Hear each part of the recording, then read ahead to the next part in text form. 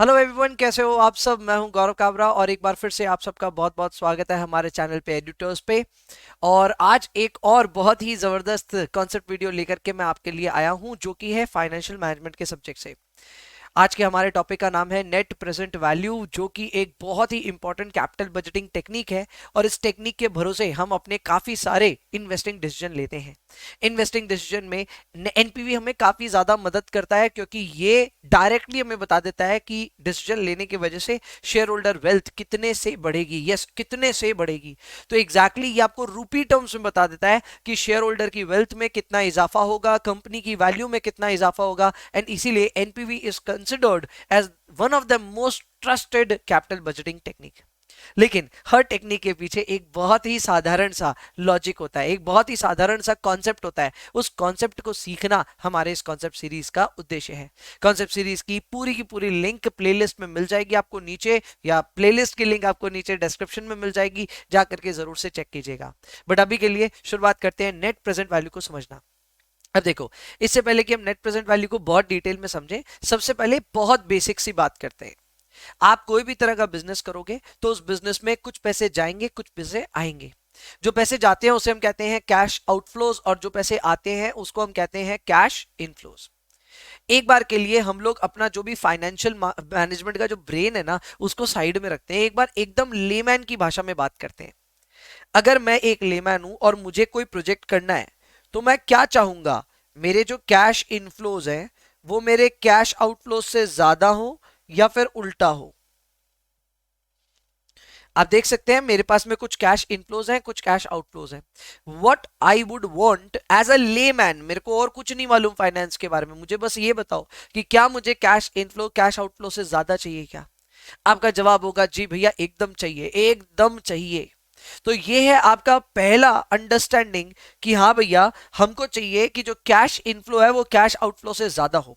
इस चीज को इस तरह भी पुटअप किया जा सकता है कि जो हमारे कैश इनफ्लोज होंगे, अगर हम उनमें से अपने कैश आउटफ्लोज को माइनस कर दें, तो फिर जो वैल्यू होगी वो जीरो से ज्यादा होनी चाहिए।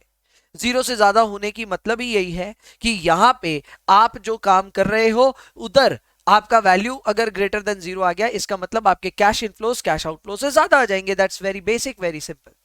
तो हमको यही चाहिए कि कैश इनफ्लो कैश आउटफ्लो से ज्यादा हो जाए, या फिर inflow minus outflow greater than zero हो जाए। अब इसमें दूसरी बात ये निकल करके आती है कि इसको क्या हम नेट कैश फ्लोज बोल सकते हैं क्या? आप खुद समझो ना, बार बार इतना लिखने में बड़ा जोर आएगा, ठीक है ना, कि cash inflow minus cash outflow. तो इसको cash inflow minus cash outflow को हम सीधा एक नाम दे रहे हैं, नेट कैश फ्लोज दे सकते हैं। सो हमें चाहिए कि हमारा नेट कैश फ्लो भी क्या होना चाहिए? Greater than zero. तो ये है आपकी सेकेंड स्टेटमेंट की अंडरस्टैंडिंग, आपको इसको याद रखना है। अब आते हैं वापस पुराने स्टेटमेंट पे। Cash inflow minus cash outflow greater than zero हमें चाहिए, लेकिन एक समस्या है। समस्या यह है कि जब हम किसी भी प्रोजेक्ट की टाइमलाइन ड्रॉ करते हैं, तो वो टाइमलाइन में हो सकता है आपका आउटफ्लो डे जीरो पे हो, यानी आज हो, और आपके जो इनफ्लोज हैं वो स्प्रेड है अक्रॉस ईयर्स। फॉर एग्जांपल, यहां पे 70 है, यहां पे 50 है, यहां पे 40 है। अब आप फंस गए। आप डायरेक्टली कंपैरिजन कैसे ड्रॉ कर सकते हो अपने कैश इनफ्लोज का और आउटफ्लोज का, क्योंकि ये सब तो अलग अलग जगहों पे खड़े हैं टाइम वैल्यू ऑफ मनी के हिसाब से। Timing of cash flow is also important, not just the cash flow but the timing is also very important. तो यहां पे अब इन सब की एक कॉमन टाइमिंग बना करके हमको एनालिसिस करनी पड़ेगी। ये सभी अलग अलग टाइमिंग पे है, हम सबको इनकी कॉमन टाइमिंग पे पहुंचना पड़ेगा।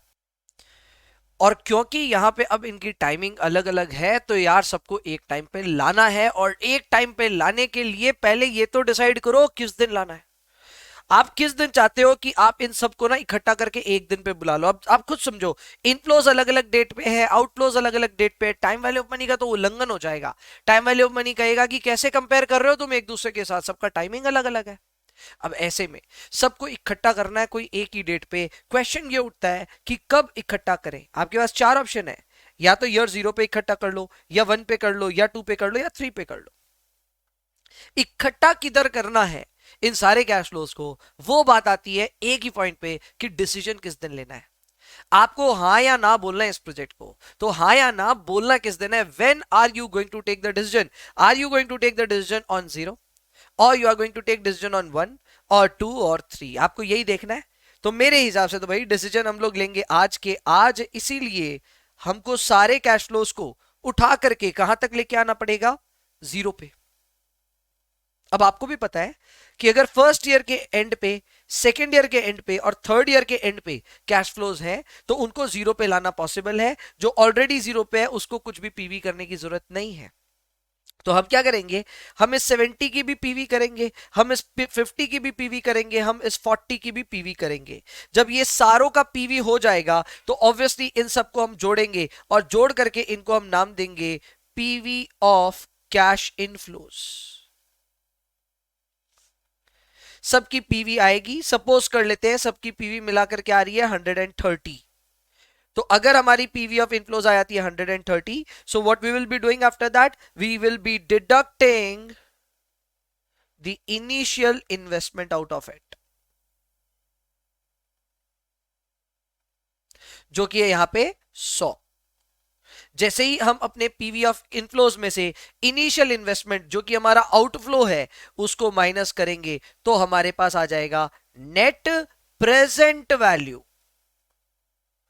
अब आप खुद सोचो, बिना टीवीएम के इन्फ्लुएंस के आप क्या कर रहे थे, cash inflow minus cash outflow should be greater than 0, ये आपको चाहिए था। अब आप क्या कर रहे हो, अपने सारे इनफ्लोज को पीवी करके 0 पे ले आ रहे हो। आउटफ्लोज आपके पास पहले से ही इनिशियल आउटले के फॉर्म में 0 पे ही है, तो इन दोनों को आपस में माइनस कर रहे हैं और ये भी अभी भी ग्रेटर देन 0 होना चाहिए।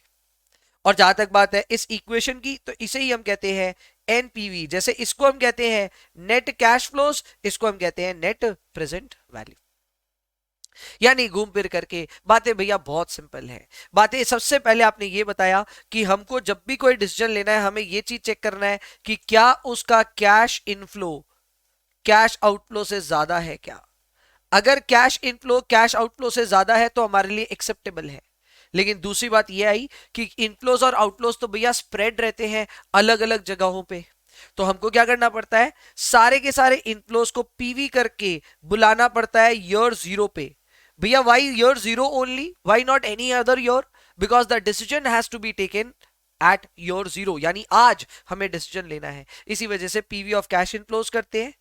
कैश आउटफ्लोज का पीवी करना नहीं पड़ता है क्योंकि वो इनिशियल आउटले होता है, वो पहले से ही 0 पे रहता है, so no need to do PV of that. और हमको ये भी ग्रेटर देन 0 चाहिए। अब यहां ये जो आप इक्वेशन पढ़ रहे हैं इस इक्वेशन को ही हम कहते हैं नेट प्रेजेंट वैल्यू। लॉजिक बहुत सिंपल है, इनफ्लो आउटफ्लो से ज्यादा होना चाहिए लेकिन टाइम वैल्यू ऑफ मनी को ध्यान में रखते हुए। तो ये है इसका कंडीशन सबसे पहला। अब आपके माइंड में ये भी आएगा, मेरे को पता है आपके माइंड में आ रहा होगा कि सर ऐसा नहीं हो सकता है क्या कि हमारे आउटफ्लोज जो है ना वो यहाँ पे 100 है और फर्स्ट ईयर पे भी मान लो 50 है, फिर सेकेंड ईयर और थर्ड ईयर पे इनफ्लो है जो कि 200 एंड 200 है। क्या ऐसा नहीं हो सकता है? एकदम हो सकता है। जब ऐसा होगा तब आपके इनफ्लोज भी 0 के अलावा कहीं और है और आउटफ्लो भी 0 पे तो थोड़ा बहुत है, थोड़ा बहुत बाहर भी है। तब हम क्या करेंगे, कुछ नहीं, सबको अभी भी 0 पे लेके आएंगे। सो इस -50 को 0 पे लाने के लिए इसका पीवी, इस 200 को 0 पे लाने के लिए इसका पीवी, इस 200 को 0 पे लाने के लिए इसका पीवी, सबका पीवी करेंगे और सबका पीवी करके ही हम कंप्यूटेशन करेंगे। तो उस केस में हम नेट प्रेजेंट वैल्यू का फॉर्मूला लिख सकते हैं PV of inflows minus PV of outflows. यानी जब आपका इनिशियल आउटले रिपोर्टेड रहता है तब आप ऑलरेडी इनिशियल आउटले को 0 पे ही देख रहे हैं तो उसका पीवी करने की जरूरत नहीं होता है। बट कभी कभी आउटफ्लोज भी अदर देन 0 पे हो सकते हैं, उस केस में आप ये वाला फॉर्मूला लगाएंगे। तो एनपीवी के दो फॉर्मूले हमने पढ़ लिए। पहला formula PV of inflows minus PV of outflows और दूसरा फॉर्मूला हो गया PV of inflows minus initial investment या फिर इनिशियल आउटले, आप जो भी इसको नाम दे, that can be taken up. Clear? ये है आपके लिए एनपीवी। और दूसरा एनपीवी के अगर हम डिसीजन रूल की बात करें तो डिसीजन रूल बहुत ही इजी है।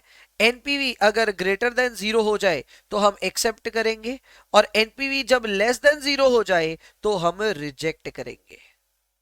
यानी एनपीवी अगर ग्रेटर देन 0 हो गया, इसका एकदम सीधा मतलब यही है कि जो आपके इनफ्लोज का पीवी है वो आउटफ्लोज के पीवी से ज्यादा है तो प्रोजेक्ट को करना चाहिए एक्सेप्ट, और अगर ये कम हो जाए 0 से तो फिर आपके इनफ्लोज का पीवी आउटफ्लोज से कम है और हमें करना चाहिए reject. As simple as that. Clear? ये इसका डिसीजन रूल है। मुझे पता है आपके माइंड में ये भी आएगा कि sir NPV is equal to 0 पे क्या होगा, that we will know in the class. अभी के लिए इस कॉन्सेप्ट वीडियो में हम लोग इतना ही रखते हैं, एंड इसको NPV greater than equal to less than equal to को डिसीजन रूल के तौर पे याद रखिए, एंड प्लीज अंडरस्टैंड कि ये कॉन्सेप्ट बना कैसे। ये था आपके लिए मेरा concept video on NPV, and I hope you have enjoyed that. Channel को सब्सक्राइब करके रखिए, लाइक शेयर कमेंट जरूर करें वीडियो को। सी यू ऑल, बाय बाय।